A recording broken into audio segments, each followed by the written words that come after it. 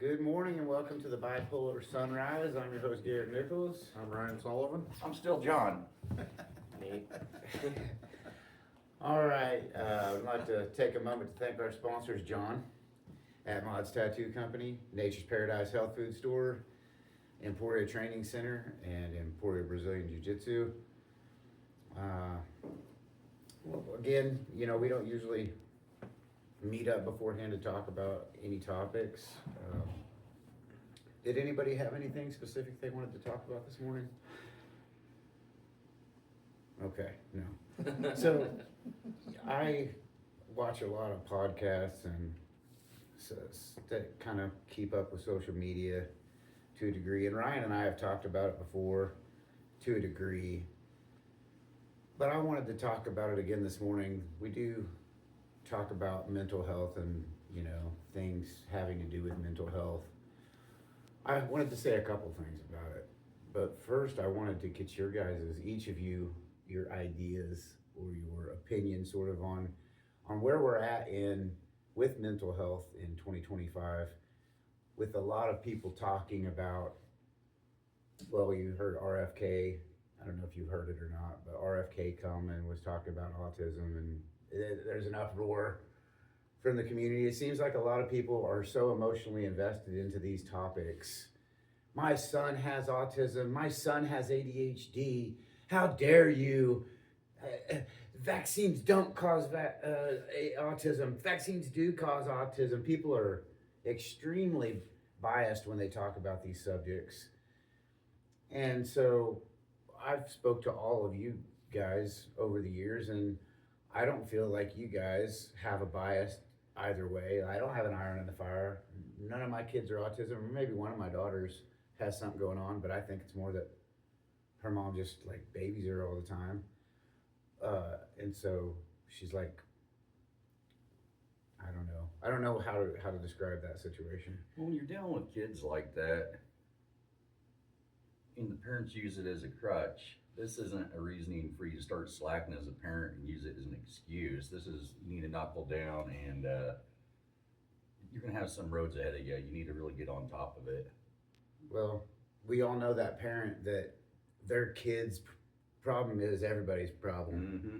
That's all that everything. Oh, my kid's got scoliosis. Like, so what? No, I didn't even know that until you brought it up. That same one will tell you she's vegan.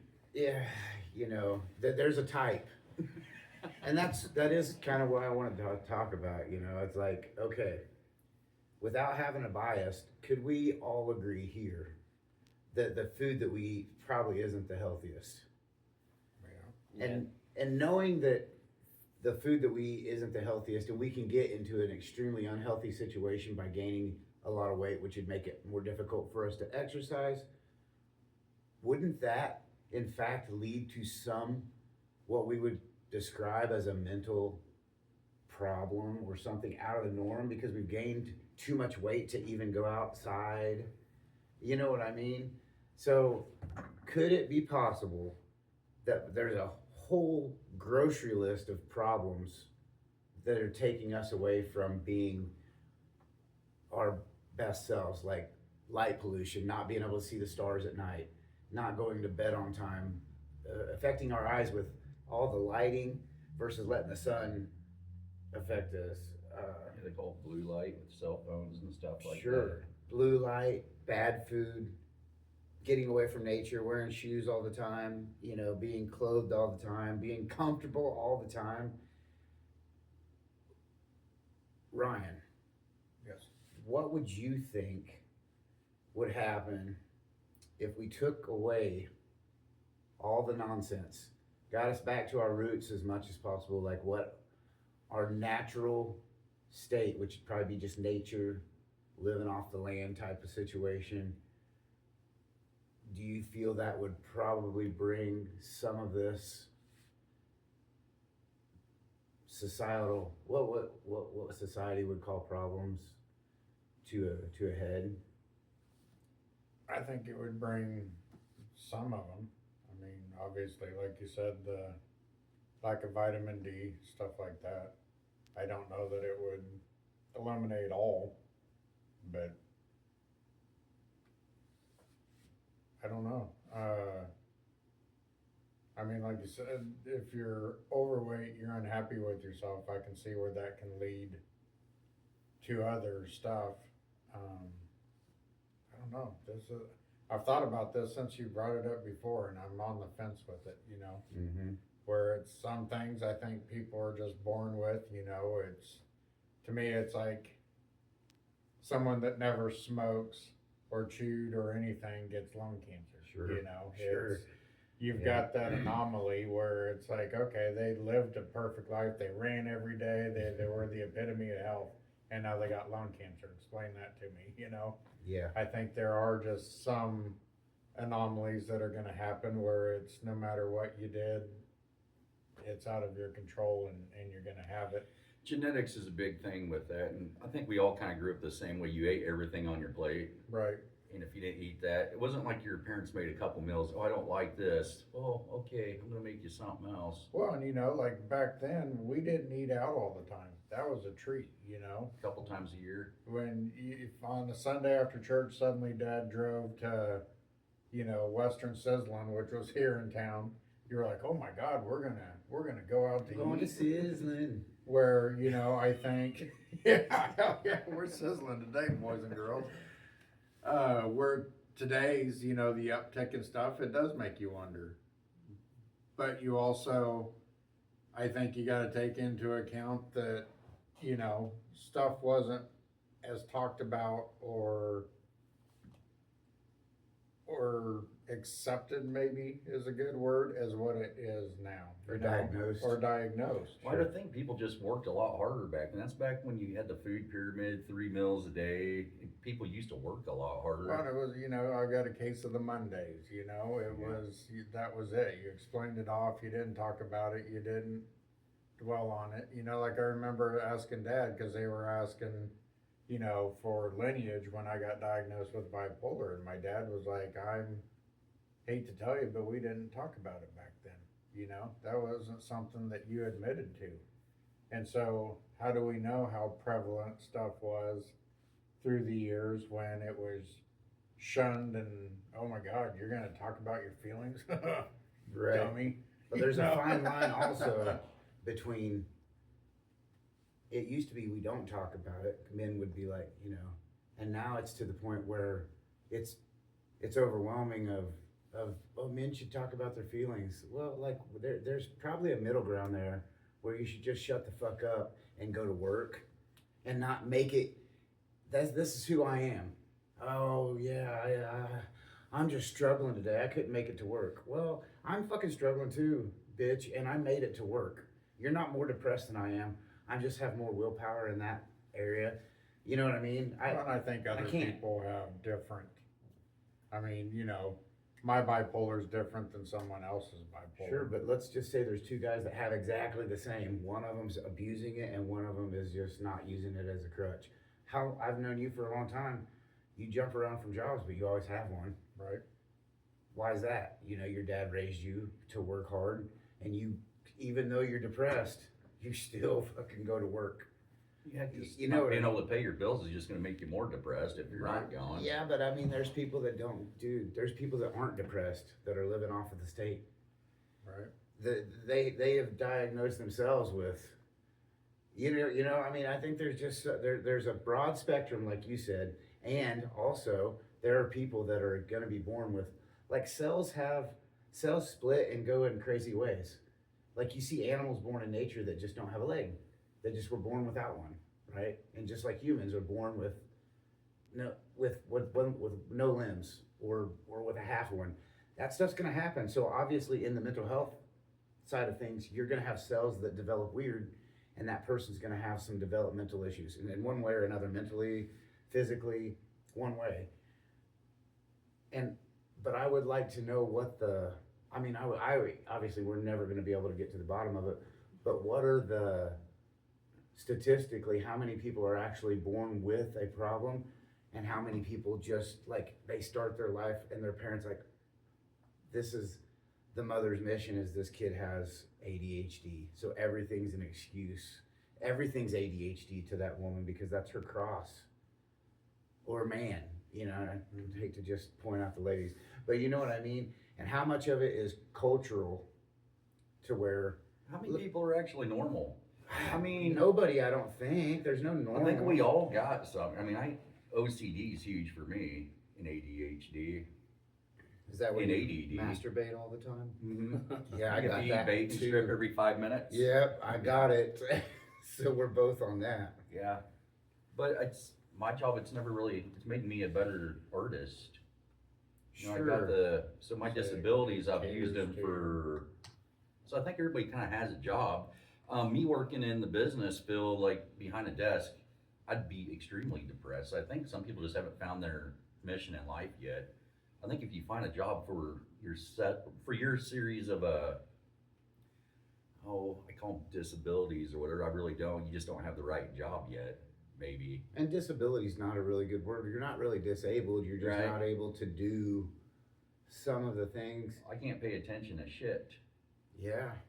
I mean, Then like back to like the food stuff. How long have I been food motivated? Well, since the book at Pizza things came out. yeah, That's like, how am I gonna not read a book and still get a pizza? well, you figured it out, obviously. Mm-hmm. Yeah, it's just an odd, you know, it's almost a nature versus nurture question, and I think we obviously are past the point of hunter-gatherer, right? That's not, but even then, how much has agriculture affected the way that we think about things? Well, you used to actually have to work. To what? To grow food? Before, Yeah. But before to growing food was even harder because Yeah. every single day was your going You to get find the ox food. out. You had to fucking plow up the field. You had to plant corn. So Before you're that. eating more. Yeah, of course. Before that, when there was no oxes that were domesticated, you're having to hunt the ox. Right. You know, and there was no, you're having to hunt. Just a lot more active. We're not as active creatures as we once were. Well, clearly we couldn't have eaten nearly as much. Where would you have stored the food? There's ways.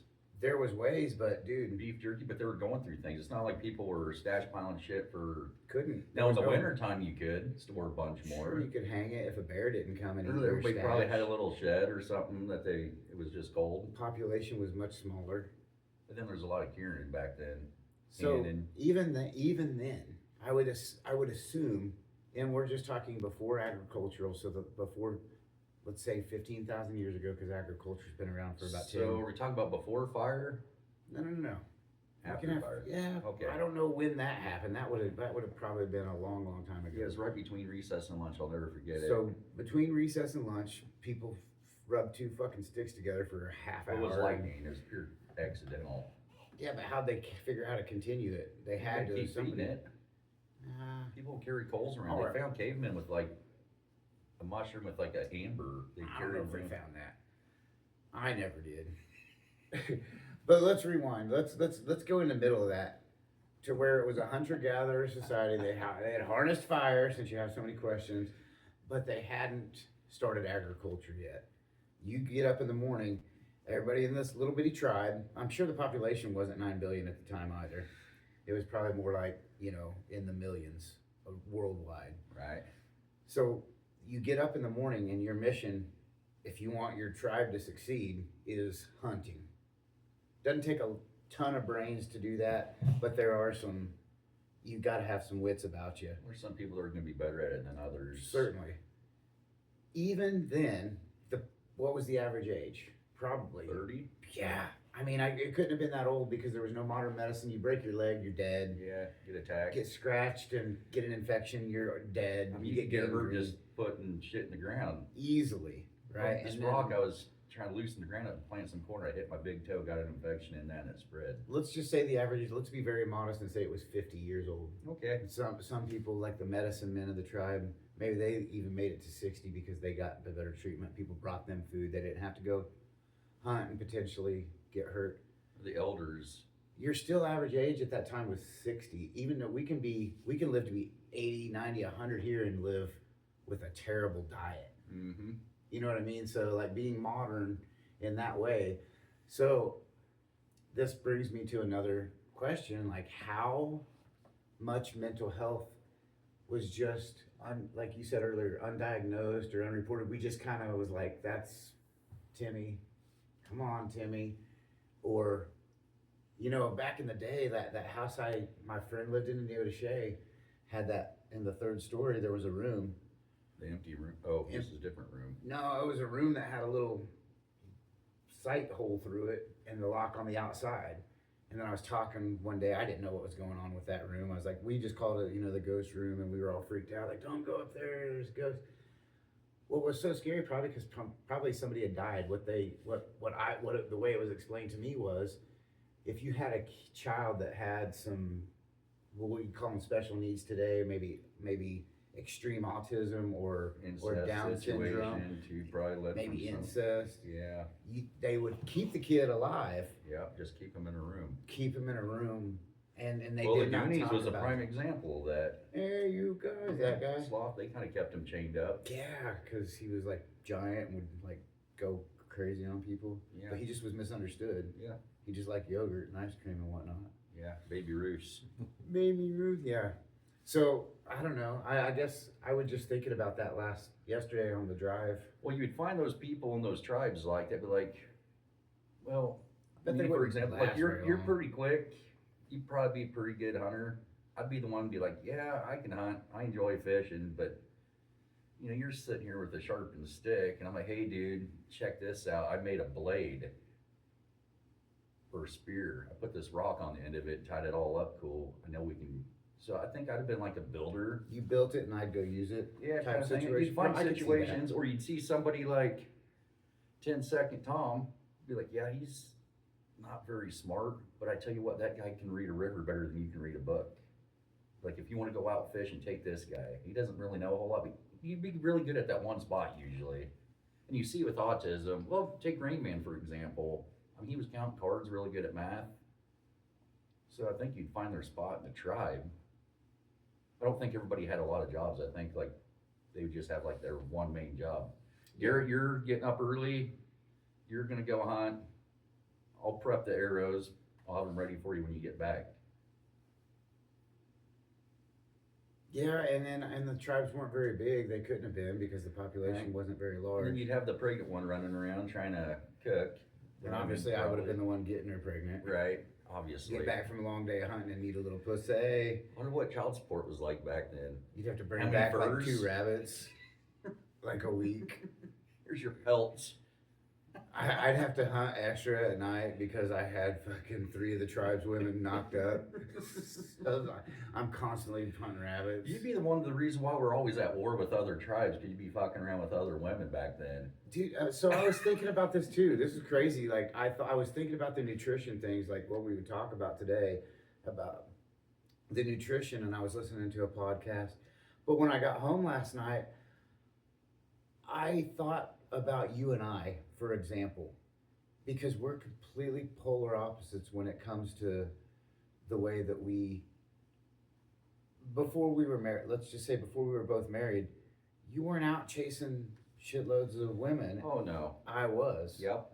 I didn't want, like, the procreation gene in my body is so strong it must be the primal need to spread my seed far and wide. Right. And for you to just be like, if it happens, it happens. Like, you're not out hunting it. I'm literally thinking of ways at home how I can find more women. You're the type, though, if we had a tribe, be like, hey, this tribe over here is fucking with us. We're going to go beat them up, or they're not letting us pass their land. We got to fight them. I'm like, hey, how about we go at night and we sneak around them? I'm more of the stealthy one when it comes to shit. Go undetected. And I'm like, how about I go fuck all their women and get them knocked up? And then we fight our way through. Yeah, after that. And then Ryan's like, I'm not ready for this. Ryan's like, you guys let me know when it's over. I'm gonna go ahead and write some stuff down. I'm just on a cliff going, I gotta see how this all turns out. But he'd be the one, like, he's a really good writer. He'd be the one in the tribe that'd be jotting things down, like, so we have, like, references for other tribes or, like, future stuff. He'd be very good at documenting. Well, I mean, I think everybody probably played a role. Definitely so. And in society today, I don't think we have a big opportunity to let that role shine. Like, if it was a small tribe of, just say, 200, most everybody would have a role. But in Emporia, there's always going to be somebody better than you at something. There's Oh, yeah. 22,000, 24,000 people here. somebody's always gonna have a, it's just gonna, you might have that person that you like, well, but then that's the way it is now too. You got that one person you got those five people that are really smart and say smart things, but you gravitate toward a few of them, and then that's who you listen to. And then when you get out of Emporia into the bigger picture of the world, you've got a few news organizations that you listen to because that's that one person that says the things you like or that resonates with you the most. But then that can change because you hear somebody else and they say it more eloquently or in a way that you can digest it easier. And so now you're a fan of, you still like, this gal or this guy, but the way that this news anchor lays out the news is like, and Fox figured it out. God damn, they hired just like hot bitches in skirts. So like, yeah, obviously that's the news organization I'm going for because not only are they hot chicks that say the news, it's like in line with what I'm thinking already most of the time. You know what I mean? Do you think a lot of tribes were at battle back then? Yeah, Against other ones? Let's just say the Native Americans, for example, since we live in the United States. I think not only were they at war all the time, it wasn't for land. Couldn't people just get along? No, do we get along today? There's war going on in Russia and Ukraine Let's and talk Palestine. about small and Israel. tribes like around here. Like Same thing. say you had like a tribe and we have like 3 doctors. Ryan's a doctor, Nate's a doctor, and whoever else. And then the other tribe over here's got like 3 people that are really good engineers, I'm the building love tools doctor. and whatnot. I wonder if it was like a Kansas City Chiefs where you trade, like, hey, we got an extra doctor, can we trade No, this guy they for... stole. They pillaged the villages. They go and attack at night or at day or Every whatever. single village though, there had been a little I bit think of... you had neutral ones. There had to have been You people could only be tried- neutral until you got attacked, and then your numbers would dwindle. There But wasn't enough But I population. think, like John said, they had stuff that everybody wanted, so I think they all probably protected certain tribes. And then that, either they had a really good doctor so there had to have been neutral tribes. Unless you were the biggest tribe, and then Because you just still took have what you wanted. neutral countries to this day, Yeah, They're but do like, all their I'm citizens not- want to be and neutral? they don't get attacked. But you're a fighter. No, dude, I'm not. I'm telling you. How much you want to bet? How much you got, motherfucker? The tribes, the way that let's just say the Comanche, for example, they didn't have high numbers. They had a lot of high numbers of miscarriages because they were a tribe of horses. They rode horses. Their women would get miscarriages, so they wouldn't have a lot of children. They would just go steal kids from another tribe, and We then. know there's a violent tribes out there. We know these stories. So how could you be neutral if the Cherokee was like, or the Comanches are like, this tribe's neutral? Ha, we're gonna go steal their kids. They don't fight. Because it may have been in their best interest not to attack. Well, but for what? Is What was everybody- their best interest? Again, they could have had really good doctors. They could have been really good You at think making that they would certain just go things. steal the doctor? If the Comanche was the biggest tribe, they would just go pillage. I don't. We're talking about they little were- tribes here. We yeah, already that's know what like the I'm saying. violent side that we always hear about that. And we're talking about could there just been possible? I'm sure it's possible. I mean, That's it. anything's possible. Like there's Garrett and his tribe. I like those guys. They know how to party. That guy makes whiskey, firewater. I don't know how he does it. Well, But look, it fucked me up. then how come you guys aren't friends with everybody in town? How come you stick to the same small? Well, I think I don't attack you everyone. don't. Yeah, I'm you not don't have to friends get with. along with everybody. But if you knew for a fact that there was people, we're more civilized than they were. Also, we understand there was no cops policing the plains. There wasn't a government. No, It was this tribe, and if they got into a conflict, they had their own list of laws, but there had been some I was sort of gonna treaty say. between tribes I at don't know. times. yeah, Yeah. I'm sure that there was. They There was trade probably a potentially. gathering of the heads of the tribe. The head chiefs, Yeah. like, hey, we want these buffalo from here to here. You guys go over there. We won't cross into your area. We won't Well, eat I your mean, food. you look at mafia. You look at gangs. You look Yeah. at they all Got these hate, set of but rules. they've got these set of rules they abide Mhm. by. And then they would have the heads of that would get together and be like, all right, we're gonna have a truce on this area, or hey, as long as you kick something my way, we're good. And that could have been what these tribes did. But They paid understanding, tribute by- there was still a governing body that governed over the mafia. Right. right. there but was I still- guarantee there was that. They had be to something trade- like that with them. What you're saying is the mafia would be like, hey, this is our area, this is your area. Because if they had a big fucking shootout, the police would get involved. They wouldn't have had those. They would have, who would have been the better, who had more But guns and stuff would have everybody's into controlled that turf. self-preservation.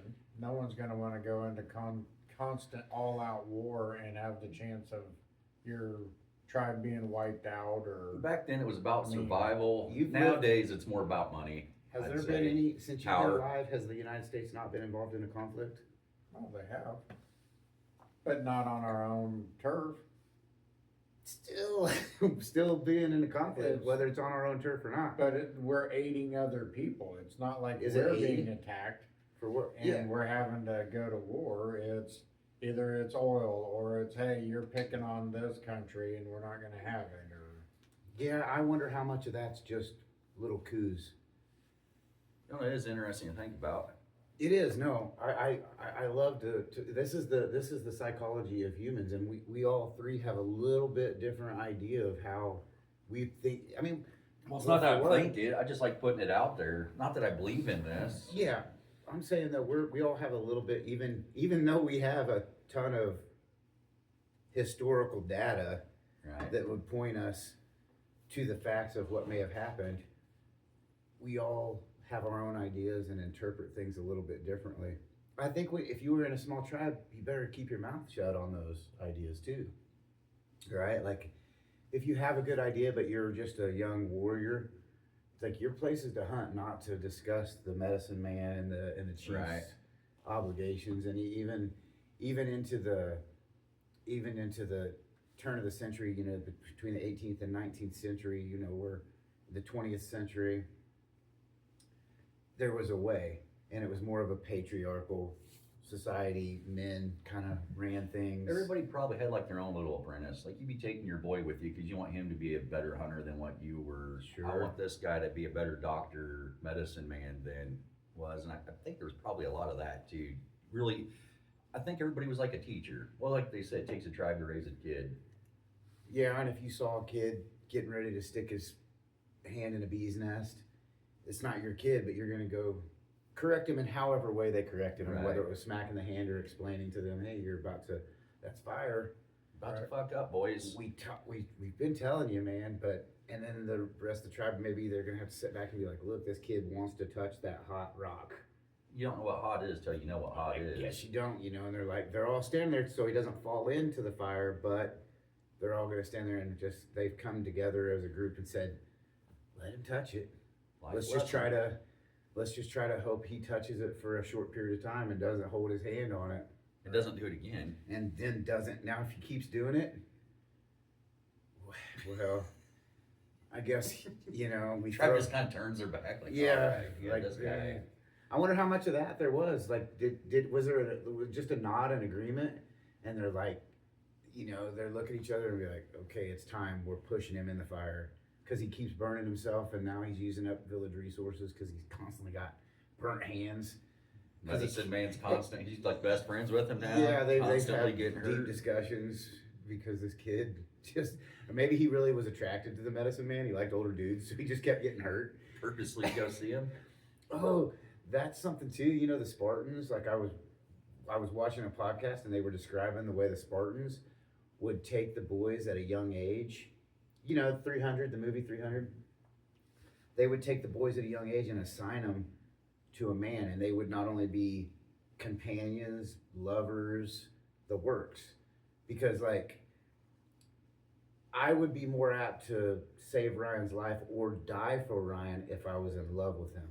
Right. Versus we're just commando buddies, you know, like he gets captured, I'm gonna die too, trying to protect him because he was my mentor and my lover and my best friend, and everything was all good. So had you guys heard that? So they would assign like young boys to men. They've kind of showed signs of that in a lot of those like shows like that. I mean, being gay wasn't really quite there was a lot more people sleeping with. They had orgies and parties and stuff quite a bit with these things. Like, well, like when? Like in, like, I know Rome and they Yeah. talked about, but also that's when Rome fell. And that's what some people will sort of talk about these days, is that we when you get such a comfortable and relaxed society to where there's so much bureaucracy, there's so much uh, ease of access to things, that then that's when you start. I always go back to Leave It to Beaver times because that was like the most wholesome type of time there was, minus the guys were pretty much allowed to kind of smack their ladies around too much, I think. But there was the fear of God. You had that. Most people had some kind of religious belief, and even if you didn't say that you didn't because it was kind of shunned on by society to not be a God-fearing man. Right. Blah blah. And so you kind of had a lot of suppression of maybe people's feelings. Maybe they wouldn't come out as openly gay because they would have been not only shunned by their peers, but then maybe even beat up by. Well, you're getting bullied back then. There certainly was bullying going on, but then as time goes by and we develop into the society that we have today, it's almost so open that it's a whole nother group of society. You've got your heterosexual men and women, you got your homosexual men and women, and now we've leaked over into transgenderism, and that's like what some people would say. We've gotten so comfortable that this stuff is allowed to bubble, and that's when Rome fell, and that's when you can typically see not just societies but the entire, because this isn't just exclusive to America, this new trend of being transgender and all the other things that go with Kind it. of worldwide, I'm sure. Kind of worldwide. You've got your countries that are still kind of, reserved, and so they don't allow as nearly as much of it to be, but how much of that is being, how much closet homosexuality is there in the Middle East? Well, just broaden it to the Middle East. I don't want to say a specific country because they all kind of have their own little rules and laws. Do you know what I'm getting at? I don't know if I'm explaining this very I think, well. from what I think homosexual, it's different for a woman than it is a guy. Like, society's kind of made, like, oh yeah, lesbian porn, that was hot back when we were younger, we talked about it. Sure. I don't think women are running around looking for gay porn, two dudes just getting all over one another. Well, I can tell you, even this is another strange topic, but when you see the pharmaceutical companies put advertisements out for HIV medication, why is it always like homosexuals in the commercial? At least maybe it's just my observation, but it seems like the HIV commercials have lesbian and gay men as their spokesperson, like kind of saying, well, you can only get HIV if you're and that's always been kind of the saying, like it was the gay illness, like you have to be Well, gay it to started get. out that way, but then it was like African Americans were more at risk for AIDS and HIV than white folk. I don't know why think that there's was. some tribes, and maybe I'm wrong on this, I could be mistaken, but there's some tribes that can carry not tribes, there's some groups of More Africans. acceptable. No, not more acceptable. They can carry the HIV gene and pass it, but it will never turn into full-blown AIDS in them. It's just like a cell that they have that they can pass on, but it will never affect them. Yeah. It's like malaria. What's the sickle cell anemia? If you have sickle cell, then you can't get malaria. Is that true? Nate, do you know? I think there's something to that. So, like, because the way it's developed, because Europeans can't get sickle cell anemia. You have to be of African descent or something, correct? You have to be black. Well, I'm sure there's Something like like like I said, it's not like every single African American can get AIDS. I mean, everybody's built, but I think No, it's a I'm not saying group of African people. American. I'm saying in Africa specifically, there's a certain group that can carry the HIV gene and spread the HIV gene, but it's dormant in them. It will never, and it's because of generational or evolutionarily, they had so much of it that they've just built sort of an immunity. They can still Immunity, yeah. carry it, but it never develops. I may be talking out my ass. Well, here, that but does happen quite a bit, like just weird stuff. Like, I was listening to a story on a podcast the other day, like some woman I think she was dying of something or other. I mean, she was on hospice and she wanted to go out and enjoy the sunshine one more time. Was like kind of walking around the block, and then gets swarmed by some sort of bee, gets stung a bunch of times, and the bee's venom is what saved her. Like, she's in remission. She had no more problems after that, and so there's like a big push on Getting stung by bees. Yeah. Well, I kinda like, something can sound shitty, and then something else that's even, like getting stung by bees is never really a good idea, and it was one of those Right. pure accidental, figuring shit out kind of things. Well, how much do you think? I guess Nate hasn't been here, so we'll just ask him. Plus, he's in the medical field a little bit. How much do you think that there's essentially holistic cures for everything? Let's just say that there's a holistic way, whether it's using walnuts or snake root or mint, cloves, garlic, onions, just different types of roots, herbs, anything that grows naturally. If we had that raw material ingested on our body, could cure anything. Because if as nature started, we started out without the intelligence that we have today. Our brains weren't nearly developed. We were supposedly, I mean, depending on who you ask, we evolved to what we are today. So how much wouldn't nature have a cure for almost everything?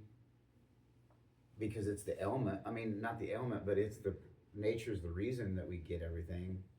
So wouldn't nature also be the cure for everything? In some way, you If just you have knew how to harness it. Yeah, if you knew how to harness it or figure things out, kind of like the bee venom situation. Yeah, I mean, we don't. That's know. now a thing that's, there's research and stuff going into that for years now. This brings me to the question that I'll just ask you guys. We'll just start with Ryan. Why are we the only apex species different than every other species on this entire planet? There's nobody that has come technologically as far as we have, mentally as far as we have. I mean, no other primate has developed like we have. We develop rockets that shoot into space. We landed on the moon. We've harnessed fuel power to propel ourselves into outer space and then can come back. No other species have ever come close. How did that? What's the missing link between every other species in the entire planet versus human beings?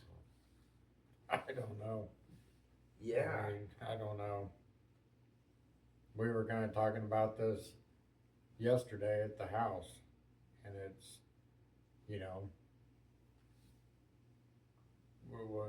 to one of Tabby's questions was, well, if he created all this vast universe, why is there only one Earth? And it's like, well, who's to say that there is? Well, we're pretty just arrogant. one of. We one think of that many. we're the only one. Yeah, I mean, but I think, you almost have to stay sane. You can't think, hey, there's 1,000 other universes that, what are they, then you'd be more worried about what they're doing than what you're doing. Even further And than so that, maybe other it's realms by of reality. by design, but, we discussed that yesterday, that no, maybe when it says he created the heavens and the earth, maybe it's just this earth that he's talking about. Like maybe, everybody's got a different Bible.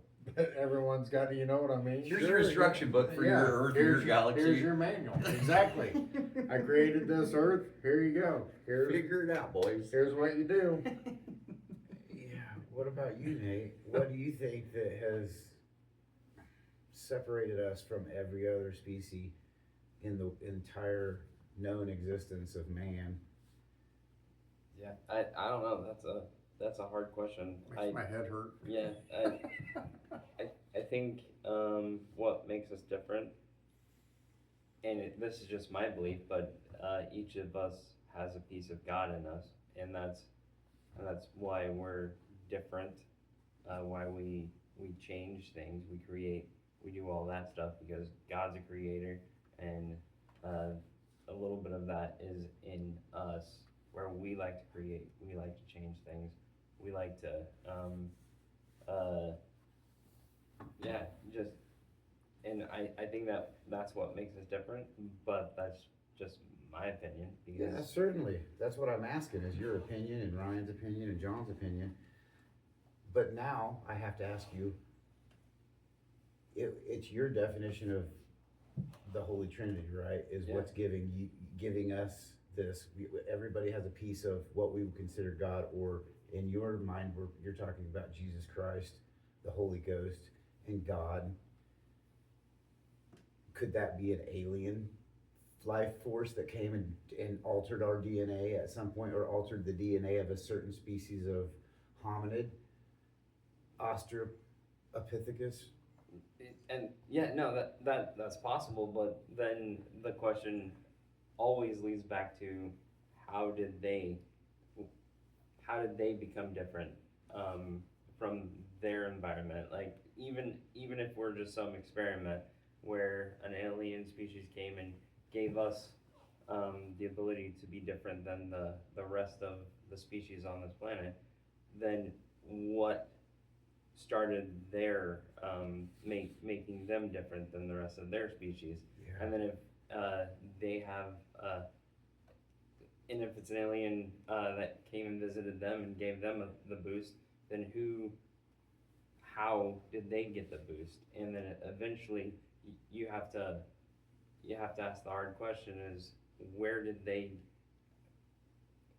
Eventually, something had to be special to give them because give them that extra boost, and it's just a crazy thing. Like it's a headache.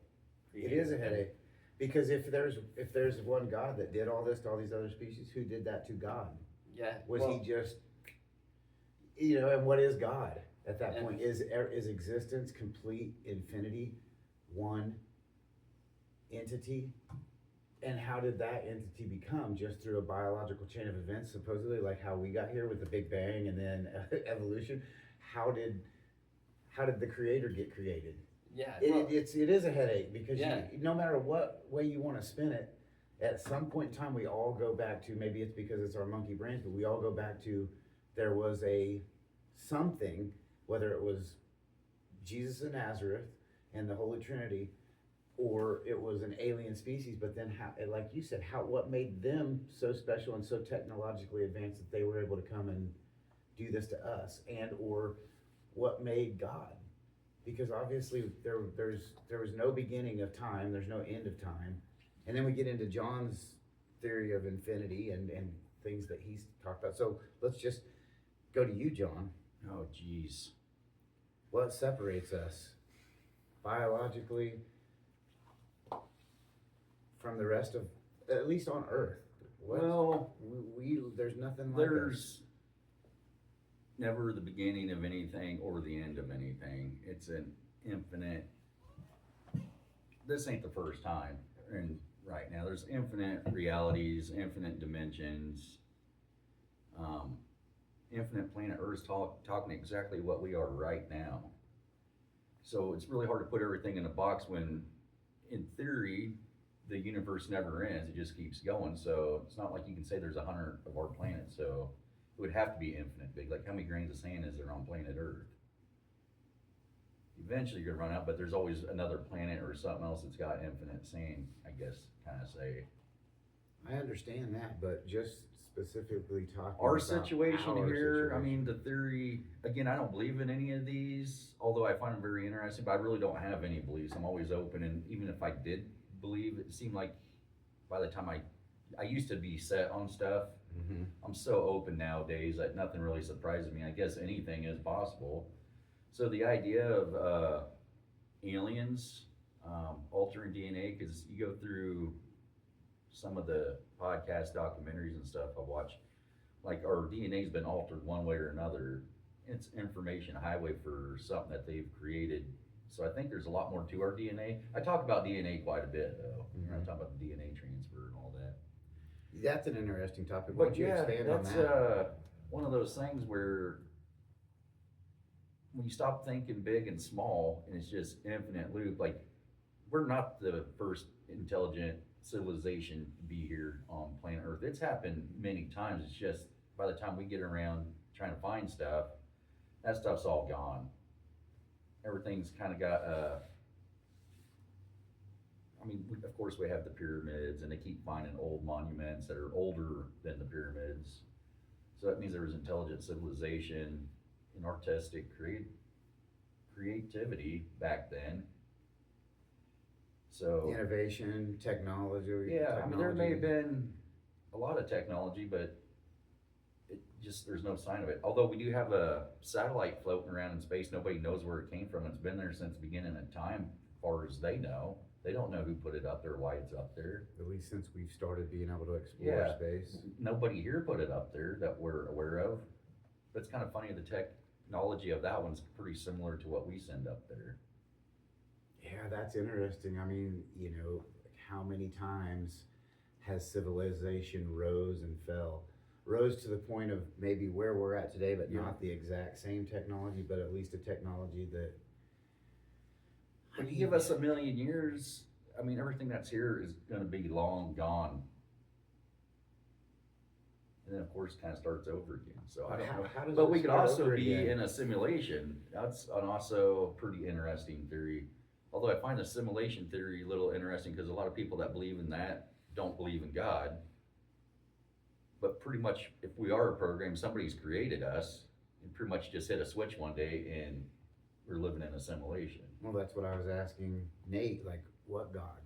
What's the God? Is it what we know as the Holy Trinity, or is it, like you said, a programmer, a designer, or maybe several designers that were sitting around in a computer lab and said, "Man, let's make a Sims game." And then there's the soul, right? Like or let's say soul. We're conscious. Where's consciousness come from? As far as we know, does a plant have consciousness? Because plants communicate through the root system. Oh yeah, well, through- look at mycelium, one of the world's biggest, things connecting forests and stuff together, send electrical currents. They'll send, if there's a tree dying, they'll send nutrients from a bunch of other things to that one tree that's dying. It's a big communication thing. So is that a consciousness, or is that a? I don't think it's what you would call conscious. I think we're exactly where we need to be on this evolutionary path, that it's just happening. Does that make any sense? Well, I Like mean, it's like, is dinner ready? Well, no, I gotta go buy groceries, or you can even break it down. Okay, so how do you get the groceries? You gotta grow the tomato. Well, how do you do that? You gotta have the shit to fertilize the tomato, have the seeds. Where'd the seed come from? What came first, chicken or the egg kind of thing? that's the question. If what came first, the chicken or the egg? I was listening to a guy. Of course, I listen to a lot of people talk that are at least can articulate these things in a much better fashion than I can. They were speaking of how AI is our God, right? Like, once we get to artificial intelligence and they take over, and we're kind of human beings are over. Well, that's kind of a theory already. Is AI trying to be more human to figure out the emotional side of things, or people trying to be more AI? Eventually, it's going to mash up, merge together, and then it says again another loop cycle. But Starts the all over again. but the dominant gene always takes over, right? So, like, the dominant species at that point would be AI. Obviously, the intelligence is so much greater, and so people theorize that AI is God. But the seed was planted with us. But who planted the seed, right? We get this is how humans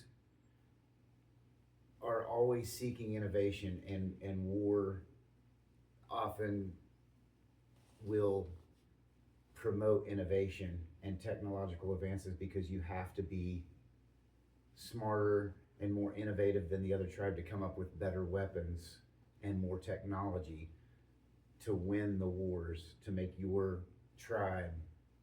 And now it's become, well, we know as far back as history takes us that we've always been at war with one another, but like right now you got China and Russia and North Korea that seems to be dictatorships, and they're not in line with the rest of the world. They have their own system of government, to where the rest of the world has came up with a more utopian style of living in a democracy, where you have the freedoms of not the government putting its foot on your neck.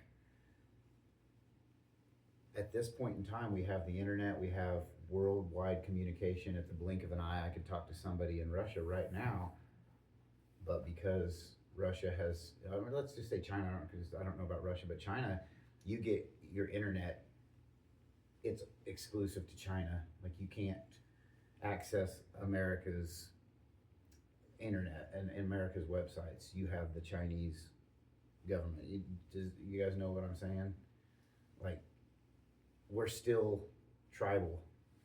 So even though we've come so far, we still have these tribal tendencies that we've always had to divide and conquer. We want to be the ultimate. You know, America wants to be number one. Russia wants to be number one. China wants to be number one. So we're constantly innovating to be better than another human. We're still humans. We just live on different continents and different patches of land. And this is the Earth. This is China. This is the United States. And then this is Russia. And this is Ukraine. But expand and go out into outer space and look down, and we're all one race. We're all one, not race, but we're all one. Well, human race. We're yeah, all the you're human right. race, but we still can't get along. There's not. It's I've got with this tribe, and we're doing this thing, and we're all pretty much get on board with it. What do you guys think of moon landing? Speaking of that, did it happen? Yeah. Because I can understand why it wouldn't have happened. You know, this goes back to the whole thing. We're trying to be smarter, better than other The countries. space so, race. yeah, exactly what it was. Do you So think- why would you not have staged everything? I could see how it go that way to scare Russia. Like, oh, they got more technology. They figured shit out before we did. But you don't think there's a couple Russian citizens that are like, hey, wait a second, that doesn't seem, Yeah, that doesn't look right. that doesn't look right. And wouldn't they have tried to expose it? Wouldn't China have tried to expose that we didn't actually Right. land on the moon, since they were trying to too? And why did everybody stop? The space race was just over. Like, oh, America got it. We're not gonna go to try to Didn't go Russia to. come in second? Nobody came in second. There was no second. Nobody went to the moon. It just all stopped. So what do you think? Did it happen or did it not? Nate? My thing is, you know, with secrets, that's a big secret for a lot of people that had to be involved to keep. They're all pretty much dead now. Right, but back then they weren't. There was you no know? internet. They claim Roman Polanski's the one that, you know, directed the fake moon landing, and you know, we all have Well, also seen how. he's not allowed back in the United States anymore either. But we've all seen how eccentric he is. Do you think Roman Polanski wouldn't have wanted everyone to know he directed the? If they had enough information on him, I mean, you know, he's not allowed back in the United States ever again. Why? or did they just kill everyone involved with it, or No, I mean, You know? Neil Armstrong's still Threatened running around doing dead interviews. huh? Or threatened that they would kill Or everyone. threatened that they'd kill? I mean, Hillary Clinton wasn't alive or wasn't killing people yet, but you know what I Trying to get us mean. canceled, Ryan? Permanently, or get myself canceled. Yeah, they're gonna end up with I 3 do bullet not wounds want to the kill back of the head. myself. Just so everyone knows, Ryan is not suicidal. But no, I mean, it's one of those that I think it's like anything. You want, almost part of you wants to believe that because it's It's awesome. it's so far wrong that it's like, oh, that's crazy. Can you imagine if they did? But I think the amount of cooperation that would have been involved in that would have been astronomical. And to see how mad Neil Armstrong gets, like he takes it personally when people confront him, you know, like he punched that one reporter that was like, hey, so, you know, we faked the moon landing, and he decks him. I don't know that things like that can be faked unless he's like, oh, you expose this, they said they'll kill me. I don't know, but I think that part of me could see us doing that just because it was a space race, and people will do dumb shit. I mean, look at sports and everything else where they've cheated because, man, this is the ultimate achievement, and if we don't get it, it's world ending to some people. So I can see where the need or or feeling like they had to fake it could be there. But was it? I don't know. Yeah, it's I interesting. mean, if you got people that'll cheat over a game, Well, imagine thinking that you might lose to the Russians getting to the moon first. Anything's possible. especially something that big. Yeah, I mean, it really was. Back then, that was, I mean, it was huge. 1969? I mean, come on. I mean, it was literally a space race. Is we've got to beat the Russians. We got to beat the Russians.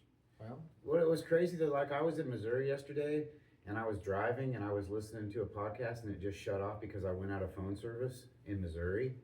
I lost phone service completely, but somehow they were on the moon, Houston, right. and they're just on a CB radio. They're like, yeah, Right. everything looks good up here. On the We've got old some ham rocks. We've already jumped around the moon a couple of times. It's like perfectly clear.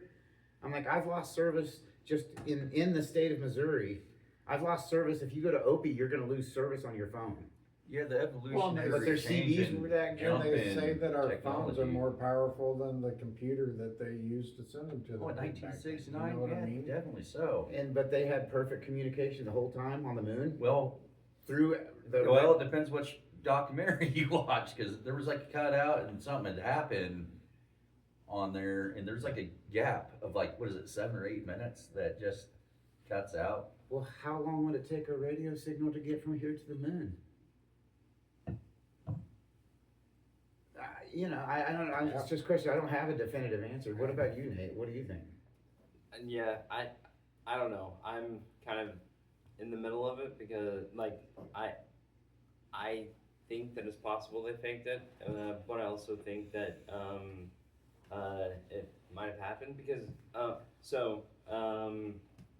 was always told that the reason why that the leg, like the lander had really big long legs is because they figured the moon was super old, and so the dust on the moon would have had to be really like a lot. So they put the long legs so when it landed, it wouldn't just sink straight into the dust. But when it landed, there wasn't that much dust on it, and so they anticipated it for it to be a really old moon, and when they landed, it wasn't an old moon, if that makes sense. And so, if they're going to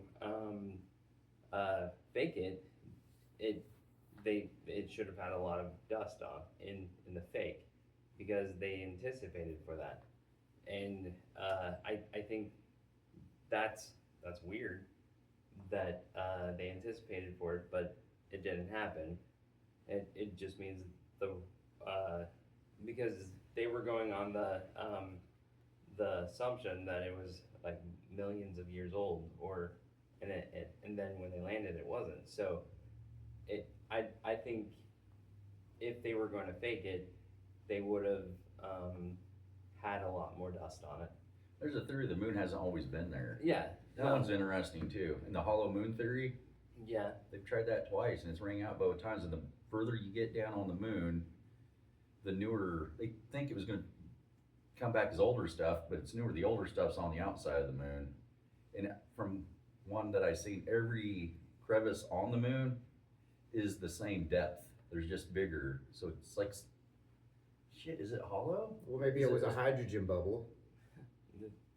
Is that one of the theories? I think so, that every planet was started out as a hydrogen bubble that expanded and then was solidified, and then space dust. Yeah, the space Started- dust is it's a constant that you can measure things by, and then like we get dust from space, the moon gets dust from space. So I mean, yeah, I don't know. But the sun's a big element, burning ball of hydrogen. It came from somewhere. It started at some point. We're what, 96 million miles away from the sun, and that's just. But also we get our circadian rhythm from the sun and the moon, tides. Mm-hmm. So if it wasn't always there, what was Earth at that time? Was it just it was in its developmental stage, but then the sun got close enough to start a gravitational pull, which pulled the moon close to, I don't know, I'm just Well, not the moon smart and the enough sun to- are the exact same size, and they always said that's kind of weird. You know, if you were to look at the moon's just close enough where it's the same size as the sun. So when you have like these eclipses, like when you look up in the sky, the sun's the same size as the moon usually. Well, but that's scaled because the Right. sun's so much further Right. away, the moon's But why that is it size. perfectly But the if you same take a ball size this like big that? and a ball this big, Oh yeah, and then definitely. you bring them together. That's exactly what they're talking about. This exact spacing where the moon's the same size as the sun. Well, that's how we get our tides and Mhm. the sun and the moon. We're rotating around these. So and was we it put get- there to protect us from meteors, like it's our defense? Well, who put it there? That would be a question. Do Well, you have the answer, bud? Yeah, I just don't want to tell you guys on national broadcast it. My I don't head's wanna- gonna pop. Gotta shut her down. that is what they say, that the moon is perfectly distanced so that it protects us from meteors. Solar Jupiter, flares. yep, and Jupiter is big enough that it takes in most of the like Impacts. potential asteroids and stuff, Yeah. because it's big enough. It has its own pole, so as it's going around, it's protecting us. The moon's going around and it's protecting us, and because we could have had a lot of cataclysmic I think your events. mic's off. Yeah. Awfully convenient, right? That the moon and the Saturn and, well, you say Saturn, for example, is still in its hydrogen bubble phase, if that was, because it's just a gaseous ball. Yeah, Yeah. you know what I mean? So is it starting, and is it far enough away that it's developing a planet right now? I mean, it is a planet, but it's just mostly, Just angry storms, yeah. yeah, so is it getting closer? And how come gravity doesn't pull these things to us? Are they just far enough away? I am I think completely everything's uneducated in any of separating. this I think stuff. we're getting further away from, I think the planet's pretty much, it's gravity-ish. If that's even a thing, that's also a theory. There's not proof there's Well, I gravity. think that there's also a theory that as we move away and become less populated, Mars moves closer. And that will be the next chain of evolution, will be Mars being inhabited, because it will get close enough to the sun and the moon to where it will start having oxygen, and then space rock has hit Mars with biological matter that's just dormant until it gets oxygen. And then that will start the next That starts evolution all over cycle. again. Right, and so the Earth moves away, it becomes Trip to infinity. a rock, just a rock with no sun, no moon, no weather patterns or anything. And then Mars moves in, and then Saturn's getting closer, and then Mars into billions of years moves out to where Earth was, and now Saturn's completely developed and it starts to get biological life. And this is, talk about a head herder, that type of thing that people have. Everything's so condensed and it just spreads out the further it gets. So, I guess that's the Big Bang, right? There was just a needle point of a head one day that exploded into everything that we know. That's wild. I mean, That's That's the crazy. theory that we go off of. Like, that's the main theory that people that don't believe in God or have another idea is the Big Bang and evolution. And it's like, you mean there was just this vast void that's infinite, and all of a sudden in this vast void of infinity, the conditions got just right, and all of a sudden there was this giant explosion that's still exploding today. Yeah. It's still expanding and expanding and expanding, and created then everything it's gonna that come we in on know. itself like a black hole. Once it reaches the end of, Yeah. I actually, when I was messing around with AI, I was like, I asked one of the questions, I kind of put it off for a couple of weeks, but I asked AI, show me a visual picture where I can understand the beginning of everything and the end of everything at the exact moment. And yeah, it was kind of like a Big Bang thing. I thought that was kind of interesting. but how much of AI is getting fed information that it only knows what we input Tell it. into it? Yeah. So, like, if you're asking it, is it morally correct to kill and eat animals? Then AI might come back at you with something like it's imperative that human beings need animal fat. But if some vegan got a hold of that AI system, they're like, no, you must not eat animals. You must only eat vegetables that we've cultivated and factory farmed. You know, it's a AI can only be the only data that it has until it becomes actual sentient. Once it does, and it starts to say these humans are morons. They have no clue what they're saying. I think it's already gotten there. Probably. They had to shut down 2 robots that were communicating. Nobody knows what the hell they were talking about in their language, which is kind of weird. Yeah, I heard about Then that. there was the 2 that were, I can't remember exactly what it was, but yeah, the 2 AIs were talking to one another, and then they're like, oh, we don't want to talk like this. You want to go to code? And then they were just beeping things back and forth in code that nobody understands at all to make things a lot faster, which was cool. How much do they really know? I don't know. I don't know that. I didn't know that AI has become sentient. I would have thought that'd be pretty. But we had the power to take the battery. We took its energy, so we shut them down. So what Sounds point like do they Matrix. not? Right. Start making us the Do battery. they start killing? Well, there's a documentary, Terminator 2, and one. iRobot. Yeah. iRobot, yeah. Matrix is about robots that Oh yeah. became sentient, and then we took their battery source away, and they made us the battery. Yeah. Yeah, we blacked out the Harvest sun, us. right? And the Yeah. sun was where they were getting their energy, and we're like, oh, we'll fix you, and then we essentially killed ourselves because the sun was also our battery. Yeah. That's another deal with the Matrix. Like, that's a pretty cool theory to think about. Like, we're all, because if you've ever taken mushrooms, when you're done, when the trip's over, you seem to have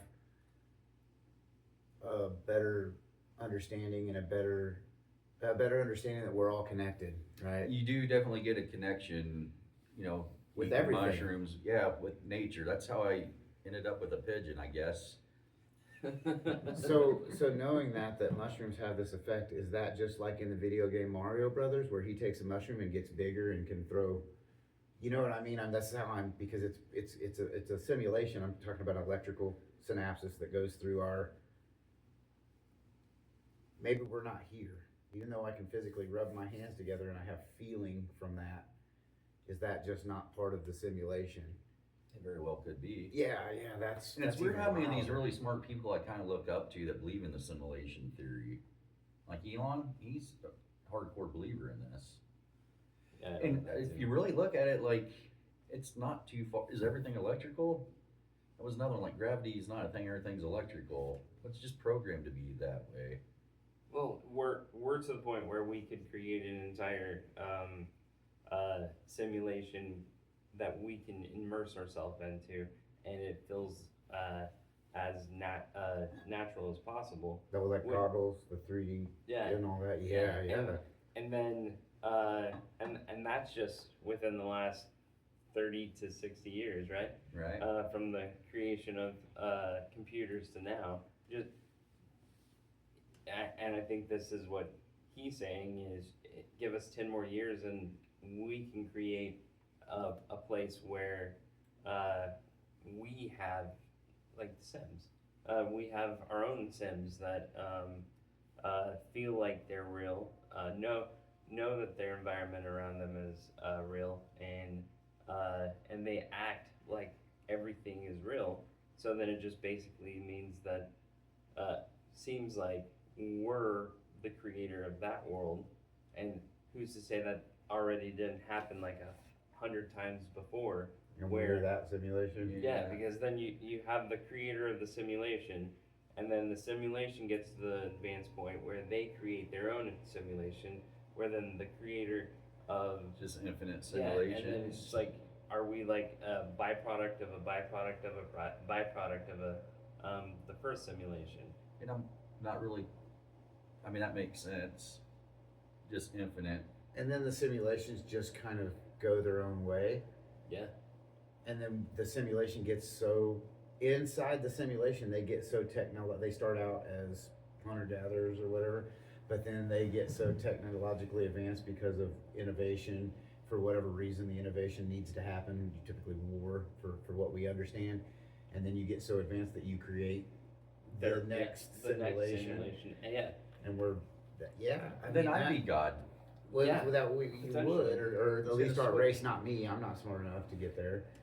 But essentially, human beings, or what we consider ourselves as human beings, will be the next God for the next generation of simulation that comes along, and we're all just. But is there any physical at this point? At this point, if so, we're the 1,000 millionth simulation. There's no biological matter. We just believe that there is. It's just all a simulation. Because we're a facsimile of the original, which especially if it's just some kid like what are those little animals that you had this little device where you'd feed it and all that stuff. Farmville? A lot earlier than that. On Facebook? No, gotcha. Yeah, it just like the whole point was just to feed this cat Tamagotchi. Yeah. Tamagotchi, my sister had one. Yeah. So basically, Is that the keychain thing? Yeah. We If could you don't be feed them, they die. yeah, we could be They basically poop and do all kinds of shit. yeah, Oh, jeez. we could be a Tamagotchi of an advanced race, and they just forgot about us. Like they're like, oh, at the beginning they're like, oh, let's feed them, let's do this, let's change their environment, and then all of a sudden they're like, this is boring. I don't want to play with Earth anymore. And then just the timeline, we think 100 years is a long time. We could just, 45 years old, that seems like I've got a lot of shit done. But, I have dreams, and if dreams really only last like seconds, I've got a lot of shit done in my dreams too. So this could be a dream. This could not be. Yeah, I did a full shift of work last night. Yeah. so- Damn, you had to go to work when you weren't even at Yeah, work. I know, that sucked. crazy. I woke up. So you and I worked was 6 like, days what the this week? hell? You're like, I'm exhausted. This is Did everything go stupid. okay? Kinda. Yeah, did you get a raise? No, You should have walked out. Nobody last died, day. did they? nobody died. Doesn't sound People like a had to good day be- at work. People had to be called into the room. I do not like those. I was just like, what the hell? Woke up and I'm like in bed. I'm like, God, I hate dreaming about work. Yes, because then you have to wake up and do Well, it I all was over all again. stressed, and so it's like you wake up and you're not even that. Oh man, I slept good. I think It's I like, talked about that last damn week, that happening to me. That I does think suck. you did. It does. God. Because I was tired at the end of the day. My whole morning just started off crappy. And that was the dream I couldn't change. It was like very, usually I can kind of change stuff, but when I'm actually thinking I'm in real life, like I can change my car tire, I can change little things, but when you're living in a reality like that in your dream where you think it's real life, I don't even try altering anything around me. There might be a few signs that are kind of off once I kind of think back at it. Like that squirrel shouldn't have been where it was at. That was ridiculous, but yeah, I don't know. To fix that is you just have to start trying to change things in real life. Yeah, Like I can't just Nope. levitate. Still not Telekinesis You know how many times I've been sitting on the toilet too. and staring at the toilet, staring at the toilet paper and thinking to myself, if I can move anything with my mind, it should be this toilet paper. It's so lightweight, and I'm like, oh yeah, mentally strong. But telekinesis and being able to, some people supposedly can. Maybe. I was listening to a story last night. I was kind of drifting off, and these guys were talking. I think it was Ninjas or Butterflies podcast. I can't remember. It was one of those, and they were talking about this kid. This kid was severely autistic, no verbal language. They thought he couldn't do anything, and then at some point in time, he's a teenager. Mom comes home. He comes walking down the stairs and looks her right in the eyes. Never made eye contact before. He was like a nonverbal, no contact. He looked at his mom in the eyes and said, "I love you," and then kept walking. And she's like, "Wait a second." Well, then she figured out that this kid, in the story, he could read minds. So, the whole time, the reason he wasn't talking to anybody is because he already knew what they were thinking. He could read minds, and he said that he would, after this, like he's just decided to start talking and stuff, and he'd say he would meet with other people that had his same ability, and they would meet on, he would say we're going to the hill.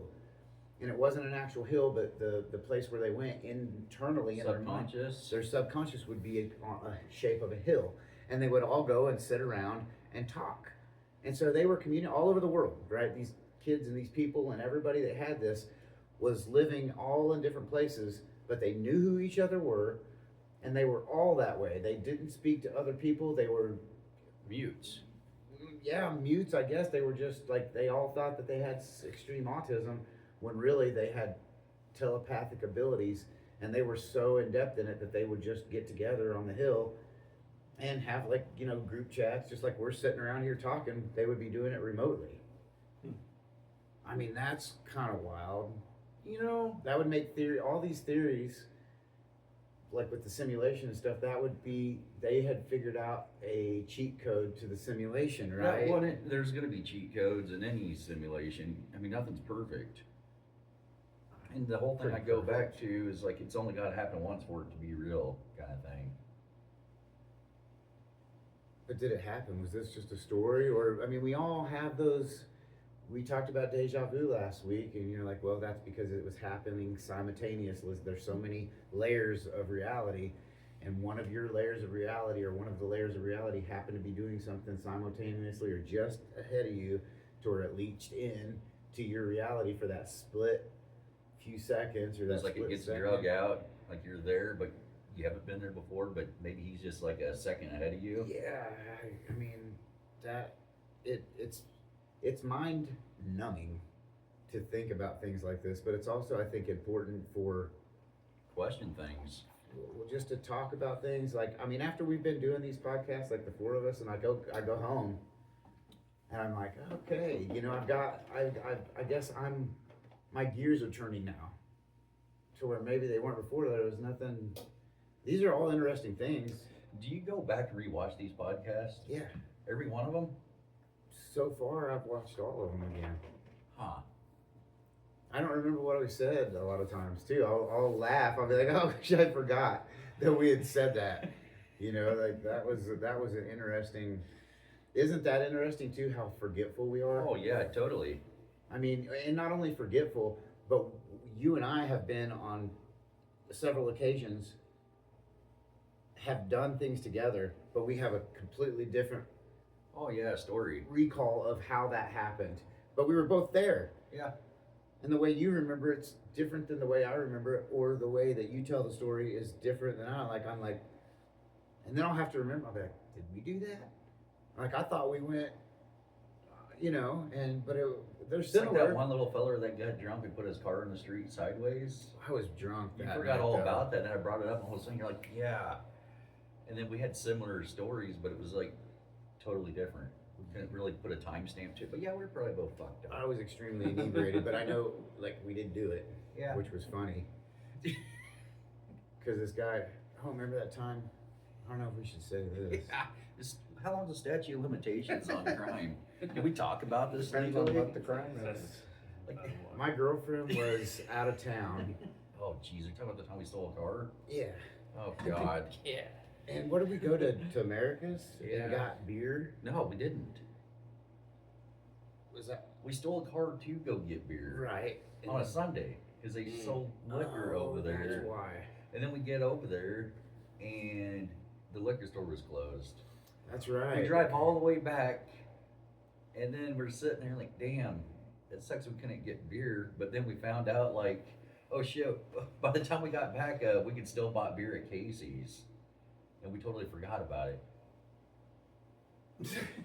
So there you go. Why, when we both had vehicles? She's not watching this, is she? I guess she don't know who we're talking about, whose car we stole.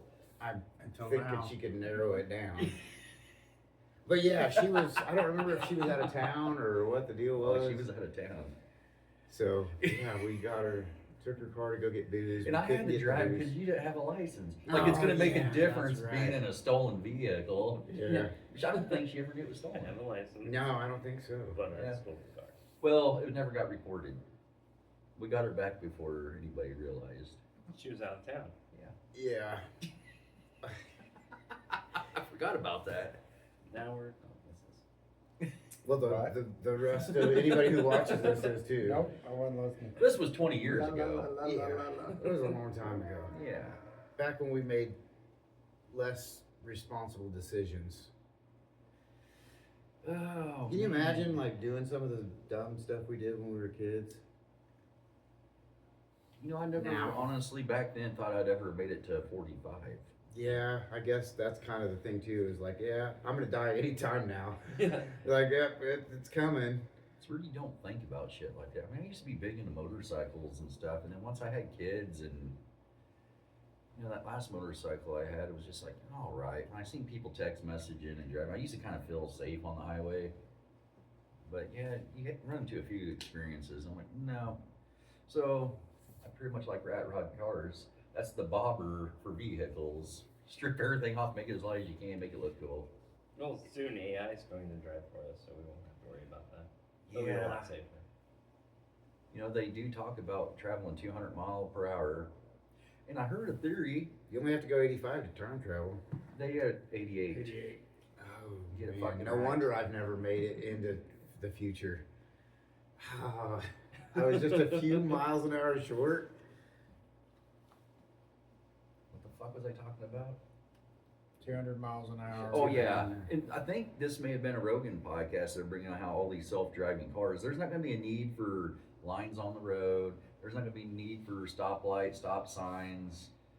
Cars are all going to communicate with one another, and they have like infrared cameras and stuff. So if there's a deer running across the highway, it'll see it way before and calculate all these different things that maneuvers that it could possibly do.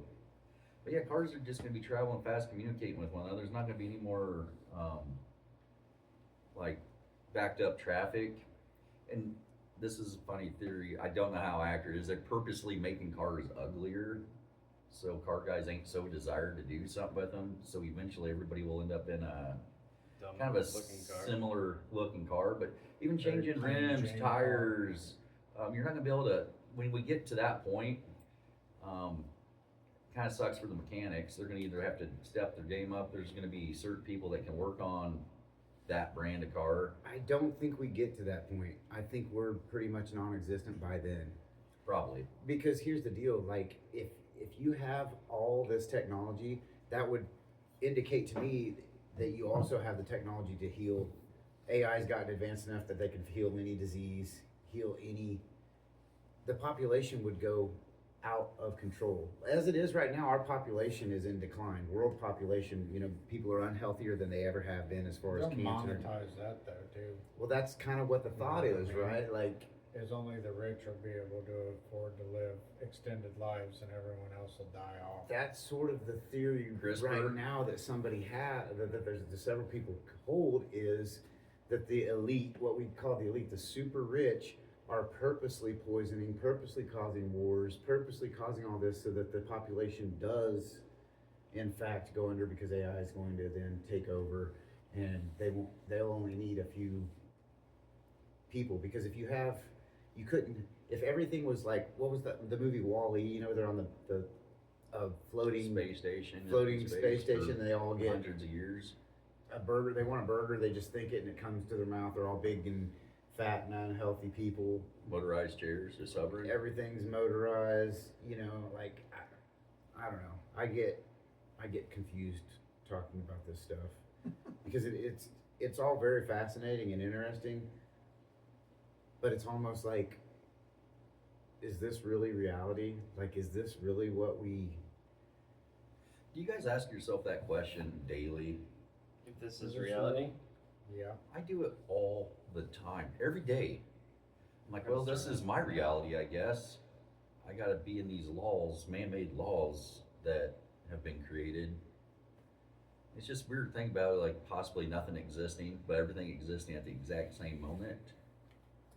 But then again, we're all just kind of a puzzle piece, kind of through this timeline. Everything's where it needs to be.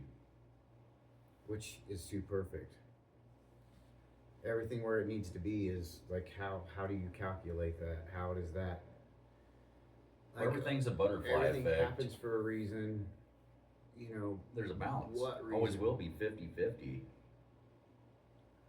I don't know. I mean, I don't know that there's a balance There's because the scales zero always tip one way existence or another. and existence. There's always going to be good, evil, on extreme sliding scales.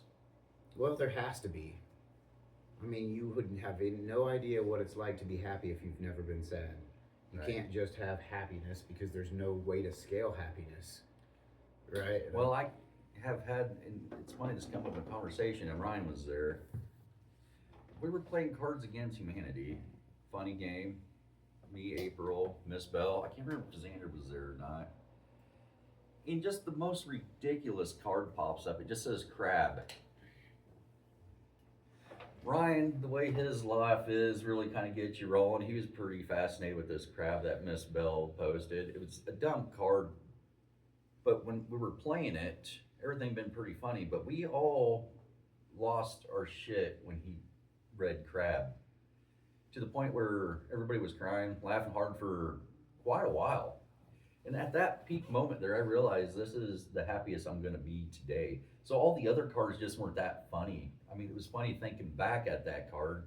But in my life, I can honestly say that was probably, I knew it. Like, I hit the wall of peak happiness that day. Everything was just fucking hilarious. And so, yeah, like, it's like once you hit a peak like that. So I think that was my peak. And thinking that there was like a cap on it, which I found just ridiculous. I really hate those people that would like hit rock bottom's got to be horrible.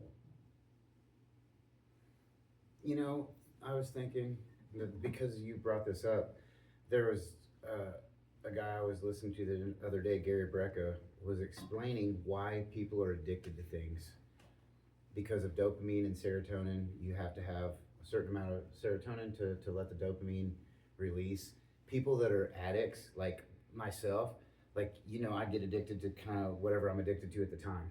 Right. Like if it's jujitsu or weightlifting or alcohol or guns or collecting baseball cards, whatever it is, when I get immersed in something, I get immersed completely in it. And the way he was explaining is that I probably don't produce dopamine the way other people do. And so when I find something that releases that dopamine, say for example, you're kind of a even killing guy. Like you can make yourself happy just by like kind of hanging out by yourself here in the shop. You keep yourself busy doing this or that. Then you know you got to go do this later and stuff. So you're kind of an even kill and you're releasing dopamine throughout the day. It takes something extreme for me to release dopamine because I don't release it. This is the way he's explaining. I'm just using myself as an example because this is how it happens to me. Jiu-jitsu is the way that I have like the most fun, or chasing women, or putting my body through like extreme pain, like lifting weights to the point where I am throwing up, you know, like pushing myself to lift heavier weight. You also push yourself limits to drinking until you're throwing up. Yeah, I mean, same way, because it takes me longer and I have to find more extreme ways to release dopamine. So say for example, a drug or an alcohol, it releases right off the bat. I start drinking beer and it's like, all right, the dopamine's there. And so I'm actually like where you're at on a normal day to day after a few beers. And it's easy for me to release the dopamine because that's, you know, Your body's going to want more of it. of course it wants more because that's how I've equated being normal. Being normal to me is being altered state of mind, right? Like drugs or alcohol. So when I do something that releases that dopamine, I'm only doing that because that's how I feel normal, because I have no idea what it's like to feel normal. Like a normal person. I don't know if that's even a good way to explain it, but for example, like what I was explaining, you are type of one of those people that just you're satisfied easily. Oh, yeah. It doesn't take a lot to kind of keep you happy. You do your own thing a lot of Magnets, times. straw, they'll keep you entertained for hours. Right, you know, to where me, I'm gonna lose interest in it here pretty quickly because there's no release. There's no, for Right. you, you're like, oh, wow. And then you start getting chemical reactions in your body and your mind starts working. To me, I'm like, oh, yep, the magnets stick together. That's cool. I'm never thinking, okay, put it on a straw and then put a nail in the middle. Flip them And, around the other put a way, magnet they push here. away. yeah, cool. I already discovered that. And that, so it's over for me. But Yeah. if- My brain's like, all right, what can I do? How do you harness this energy? It's a constant pressure when you have them pushing against each other. God, that time we talked about perpetual motion, that stuff kept me up for days. I get Yeah. obsessed with stuff like that. When we're building the speaker box for the Bug, I mean, that was ridiculous. I couldn't sleep. I had to work on it. It and that's was how I get with OCD for sure on stuff like that, and million miles a second. So how, you know, that's a really strange way. How do we get to that place where, like for mental health wise, you know, how do you get to that place where you're able to release that dopamine? Is it just the food we eat? Is it gut health? Could there be a way that think I there's a don't lot. have nearly? I was Music talks to Ryan quite a bit. Is there certain songs that you'll be in a funk and listen to it, an album or something, and you're just like, and of course him writing gets stuff out there. Can you get these dopamine highs just writing about stuff, like getting excited? Yeah, but I also gotta be careful because it can do the opposite. Right? You know, you play that song that reminds you of, so you go, no, I'm not gonna get in that mood today. Or, you know, Tabby I'll journal. I journal every day. And she'll go, hey, you're staying positive, aren't you? Or I've come out and been like, I can't write right now because all I wanna do is write about all this shitty shit that's going on, and that can be contagious. I'm sure it's a release in some way, it's just some are positive, some are negative. Because no, writing, getting it out is therapeutic, but then dwelling on it starts being counterproductive. If I can get it out, man, this sucks, and then move on. Does it seem like it helps most of the time, or It's no not different sometimes? than, you know, if we sit here and talk and I tell you how shitty everything is right now, and then keep talking about it, am I gonna feel better? Or am I gonna leave going, yep, everything's shitty? To where if I go, man, life's been kinda shit, but I'm trying to get better, and, you know, I'm hoping that things, and then move on to a different topic, which is gonna be more productive. And that's how it is, I think, with my writing or with listening to music, or you can put yourself in whatever mood you want to be in. so are you fighting that all the time? A lot of times I mean, am. especially if you're going into a funk. You're If like, I'm going into a "Ah." funk, like I've been in one lately, and that's why Tabby's like, hey, you staying positive, or is because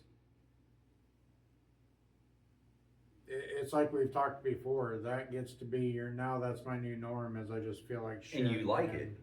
Like you'll find a reason to like it, not go out. You know you can go do Either stuff. like it, or it just seems too, like, this is too hard to try and get myself out of this. I've had to drag you out of a few I'm of gonna those. have to go out, sit outside, like, you know, and that's the things I've started making myself do. Tabby will be like, do you wanna sit on the porch with me? My brain's going, why would I wanna go sit on the porch? The sun's gonna shine in my eyes, you know what I mean? There'll be bugs out there Yeah, I making can find excuses. 1,000 reasons why I shouldn't sit on the porch. But I have to make myself find one good reason why I should. How is And it once you get out there? normally I'm going, I don't understand why I didn't want to sit on the porch. You know what I mean? Right. And that's where my struggle is getting past here's the list of reasons why I don't want to do this, and just pushing myself to just sit on the porch for 5 minutes, dude. Well, next thing you know, we've been out there for 45 minutes, and the sun feels good, and you know what I mean? But it's getting past that mental block of, and I think it's a release. It's a negative release, but it's still a release of, Yeah. I feel like shit. I don't know. I don't want to go out there. It's going to be loud. I'm going to, like going to 627 on Friday. Tabby was like, if you don't want to go, told her, I don't want to be around a bunch of people. It's going to be loud. It's going to be, and then it was like, but she wants to go. So now she has to have a shitty time because I want to have a shitty time. And then when we got there, me and you shot the shit. We talked. It was fine. Is there a concept that will bring you back, or is it always different, kind of getting you out of these funks? Is it ever the same thing twice, where you have like a place to go It's to? like a fight. It's like an internal battle. You know, it's like I wake up and like one morning I told Nate, today's gonna be a positive day. I didn't feel positive. Nothing about that day felt positive, but it's like I can sit here and perpetuate this negativity, or you know, sometimes that'll, and I hate to say it, but that fake it till you make it. It's like, I'm going to be positive. And I told Nate today's going to be a good day. And you know what? I'm going to be able to do good at my job. And I'm going to know what I'm doing. And I just had to keep going. It's like I've told you before. Sometimes it's get out of bed. And it's that simple. Get out of bed. Because you sit there and you wake up and you think, I can't do this today. And so I'll tell myself, just get out of bed, dude. I'm not asking you to do anything else. Just get out of bed. Well, once you're out of bed, I'm talking to my wife. She's got my coffee. And then it's like, all right, get in the shower. I'm not letting myself think, holy shit, I got to shower. Then I got to get dressed. I got to do this. Then I'm going to get to work. And man, what are we learning today? What if I don't grasp it? It becomes, get in the shower. Are you the type that writes lists down? No. No. I was No, kinda curious. it's always internal though. Like Yeah. I gotta do this, this, this, and this. But I've learned that if I just compartmentalize it to one thing, all I gotta do is conquer one thing right now, and that's get in the shower. And then when I get out of the shower, then I never fails, I tell Tabby, I don't know why I didn't want to get in the shower. I feel fucking amazing. That shower felt great. And then she'll joke, yeah, you smell better too, you know, and then Then now, you feel good. Then you and put then- new fresh clothes on. Yes. You're like, yeah. And then you Got my got favorite clean shoes clothes, on. they smell good, and then that snowball effect starts. Yeah. And then it's just that not letting myself sit there like I have a routine, and I do it every morning. And then once I'm done journaling, I go downstairs and I'll watch Family Guy or something that's going to make Something me you're laugh. gonna enjoy. Yeah. Yeah. Start off positive, Yep, funny. something that's going to be funny, something that's going to make me laugh, stupid humor. You don't really have to be enthralled in it. Right. But you can still be like, yeah, that was funnier than shit. And then go from there. And then it is sometimes, and it sounds juvenile, but sometimes it's literally put your left foot forward. Now put your right foot forward. And make myself get to that point. And then there'd be like a episode of Family Guy where he's smoking a brisket or something. You know what? That sounds good. Yes. You know, I'm feeling pretty good. I might buy a Yes. few beers and go fire up the And smoker. so I do. I go do stuff with Tabby. You know, I'll go to the grocery store with her. And it's just because if I sit at home, what am I going to do? She's going to come home and I'm going to snap out of my head game and go, I couldn't even tell you what I did for the last 45 minutes. We're there, we talk, we figure out what we're going to cook. We'll talk about, hey, do you want to grill tomorrow? It's just making myself go. The most mundane of things Yeah. is what helps me. So I try telling these people that want to go to the gym, work out. Of course, I'm not that guy. I walk a mile every morning right out of the gate. But it's like, step one is what you said, get out of bed. Like if you want to wake up early and do something, say you want to go to the gym at 5 o'clock in the morning, well, when you're laying there thinking about it and you get up at 5, you're like, oh man, I gotta go start my car. It's cold. I'm gonna have to scrape the ice off of it. And the roads are gonna be slick. I'm gonna get there. And once you're there, you're like, all right, you're kind of in your headspace.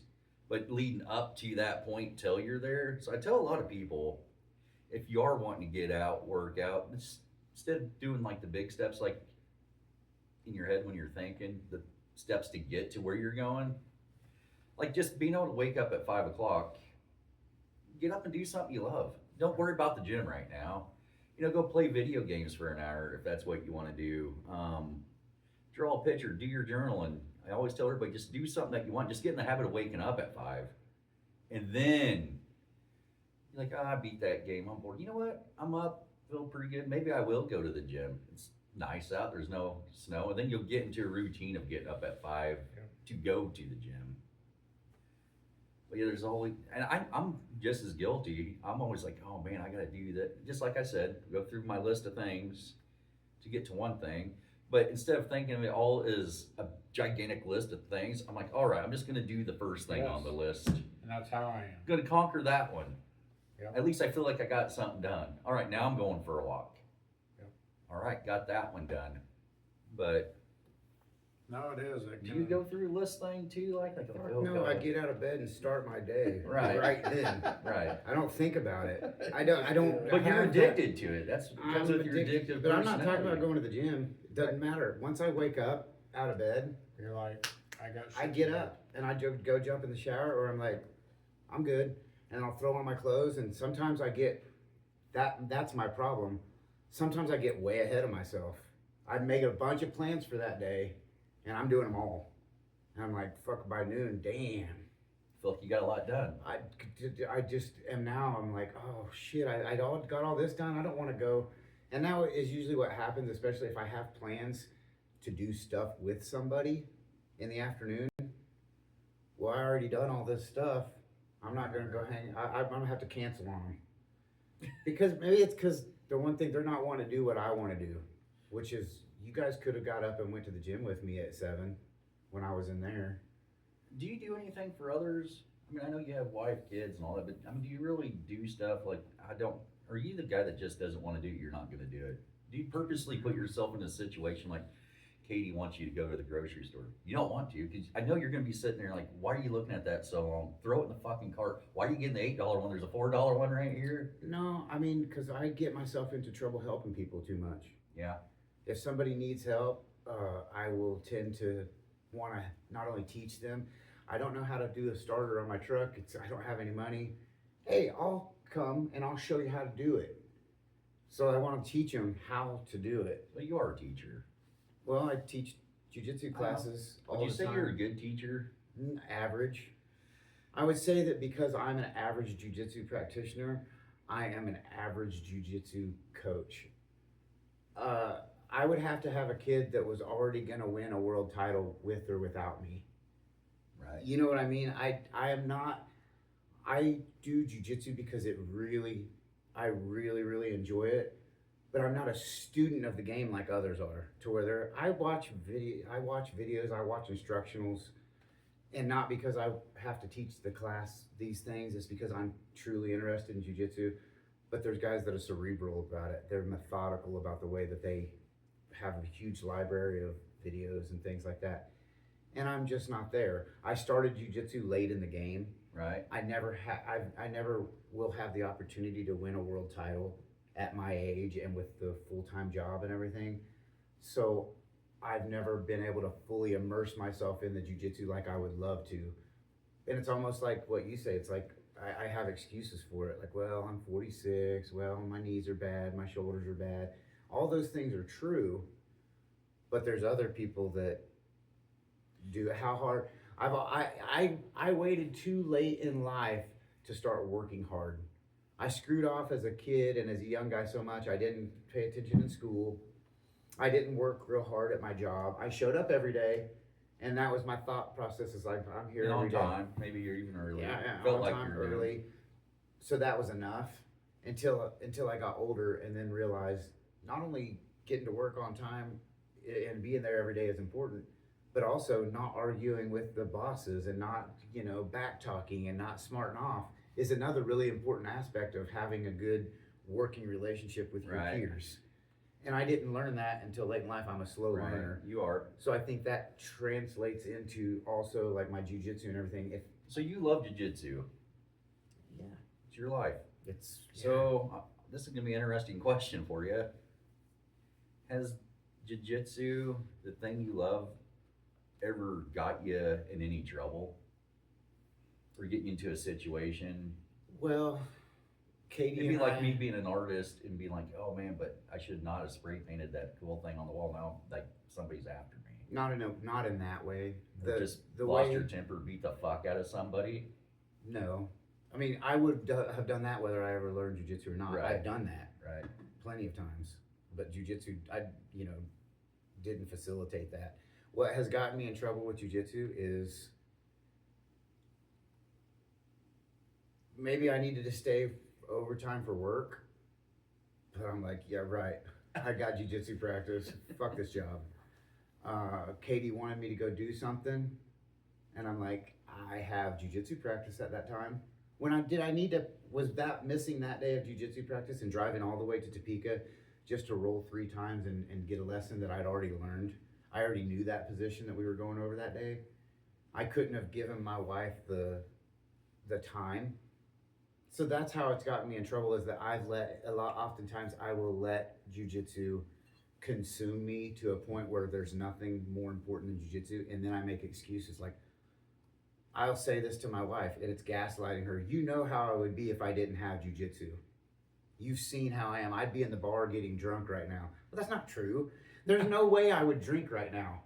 Even if I quit doing jujitsu, I would not drink. I've just gotten to the point where I understand that alcohol is not for me. But I will use that As an excuse. and I'll even say to Katie, like, hey, I'd be drunken in the bar right now if I'm not going to jujitsu, to shut her up, so that she'll allow me to go to do jujitsu. Not that she allows me, but you know what I mean? It's like, it's going to shut her up, and she doesn't have an argument right now because, well, Garrett's gonna be drunk in a bar if Garrett's I don't gonna let be him do drunk in it. a bar, and that's not true, but I will use those kind of, She doesn't watch this, does she? no, I don't think so. She might start out, but it's since we're pre-recording now. She's not gonna make it an hour and a half in. No, she ain't gonna make it this far.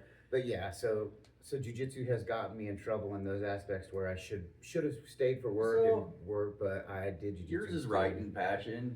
Yours is jujitsu. Mine's art. Nate, what the fuck's up with you, dude? I like sleeping. Sleeping. Are you good at it? I am. I'm pretty good at it. Yeah. Well, yeah, because you're a lucid dreamer. Yeah, I would that's never fun. wake up. I'd be fucking bitches all night and day.